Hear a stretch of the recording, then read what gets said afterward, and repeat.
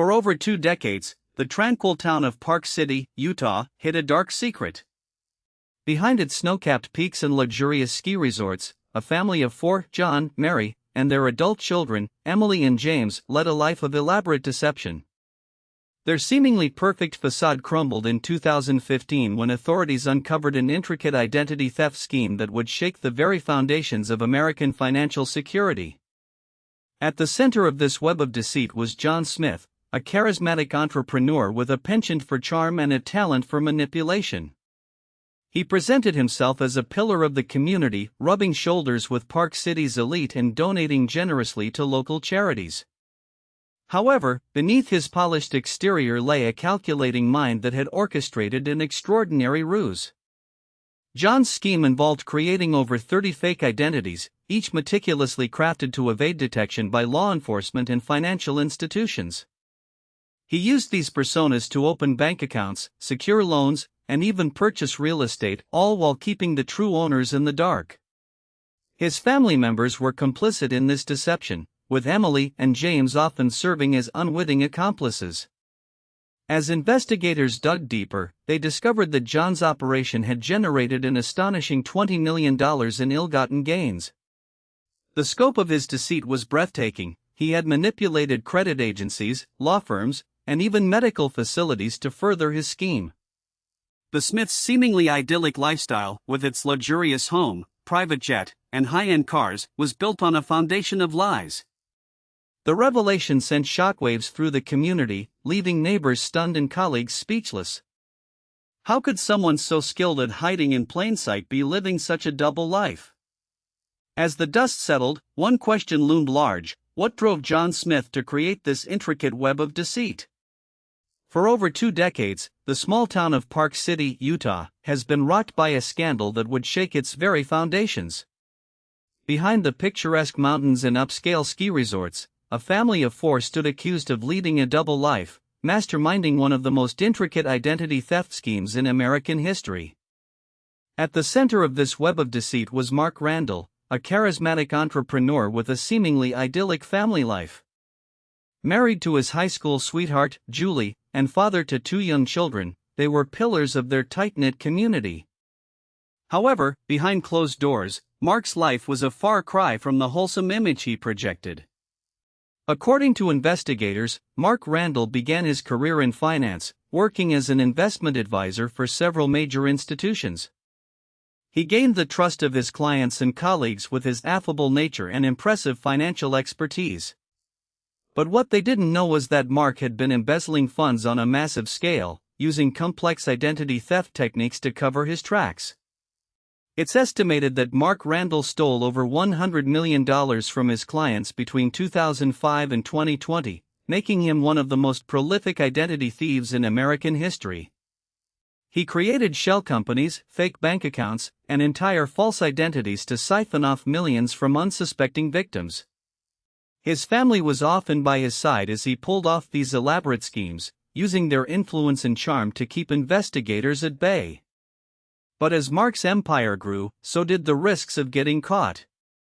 He became increasingly paranoid, using encrypted communication channels and encrypted emails to stay one step ahead of authorities. But the walls were closing in, and it wouldn't be long before his carefully constructed house of cards came crashing down. As the investigation into the family's alleged identity theft scheme deepened, detectives began to unravel a complex web of deceit that had been woven over 2 decades. At its center was Richard and Lisa Johnson, their son Michael, and his wife Emily.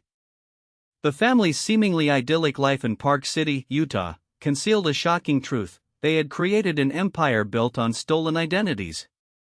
According to documents obtained by authorities, the Johnson scheme began in the early 2000s when Richard, a former financial advisor, started using stolen credit card information to fund their lavish lifestyle.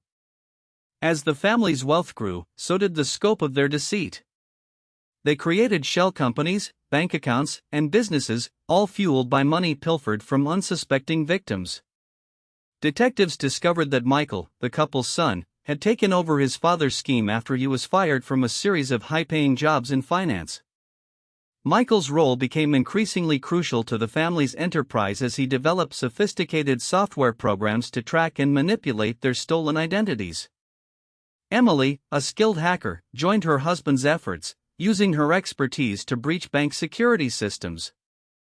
As investigators dug deeper, they uncovered evidence that implicated not only the Johnsons but also several accomplices within Park City's close-knit community. Neighbors who had previously vouched for the family's integrity now found themselves entangled in their web of deceit. The more authorities learned, the clearer it became, this was no ordinary case of identity theft, it was a meticulously planned and executed operation that spanned over 20 years. Bank records revealed staggering sums laundered through the family's accounts, while online activity logs showed the Johnsons' extensive research into new techniques to evade detection.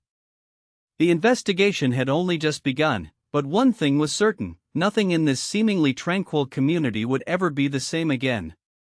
As we delve deeper into the case, it becomes increasingly clear that the family's web of deceit was not just a product of circumstance, but a deliberate and calculated effort to evade detection. The family's patriarch, John Smith, a former engineer with a seemingly innocuous background, had been using his skills to orchestrate an identity theft scheme that would rival some of the most sophisticated cybercrimes in history. With an estimated loss of over $5 million to his victims, John's scheme involved the creation of fake identities for himself and his family members. He used these aliases to open bank accounts, purchase real estate, and even accumulate a collection of luxury cars. The sheer complexity of his operation is staggering. At one point, he had amassed an impressive portfolio of 17 different false identities. But what's perhaps most striking about this case is the extent to which it was facilitated by the family's outward appearance of normalcy. Neighbors and acquaintances reported knowing nothing unusual about the family's behavior, despite their lavish lifestyle.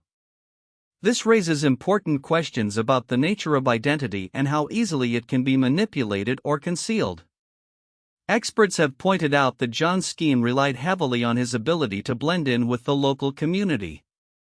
By projecting an image of respectability, he was able to gain the trust of those around him and build a network of unsuspecting accomplices.